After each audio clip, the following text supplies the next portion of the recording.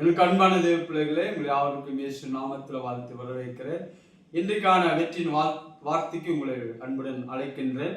இன்றைக்கான வார்த்தை மார்க் எழுதின சுவிசேஷம் 5ஆம் அதிகாரம் 23ஆம் வசனம் சொல்கிறது, என் குமாரத்தி மரண அவஸ்தைப்படுகிறாள், அவள் ஆரோக்கியம் அடையும்படிக்கு நீர் வந்து அவள் மேல் கைகளை வைத்தால் அப்போது அவள் பிழைப்பாள் என்று அவரை மிகவும் வேண்டிக் கொண்டான்.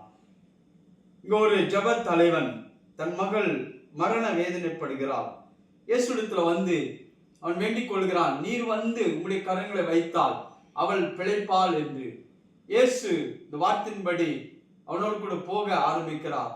போகிற வழியில் அவர் பெரிய நெரிசல் கூட்டம் இருந்தபடினால் அந்த வீட்டிற்கு போவதற்கு தாமதமாகிவிட்டது.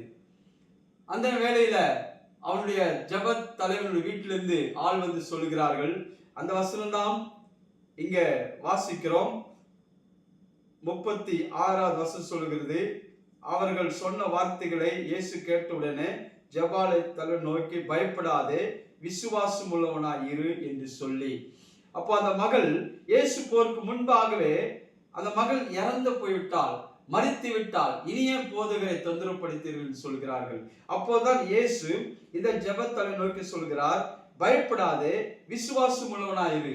அவ பயப்படாத விசுவாசம் உள்ளவனாயிருன்னு சொன்னால், இயேசுவிடத்துல முதலாக வந்த போது அவன் சொன்னான், நீ வந்து உடைய கரங்களை வைத்தால், நீ கை வைத்தால் அவள் பிழைப்பாள். அதுதான் இங்க சொல்றார். இயேசு உன்னுடைய மகள் மரித்து போனாலும் பயப்படாதே, விசுவாசம் உள்ளவனாயிரு.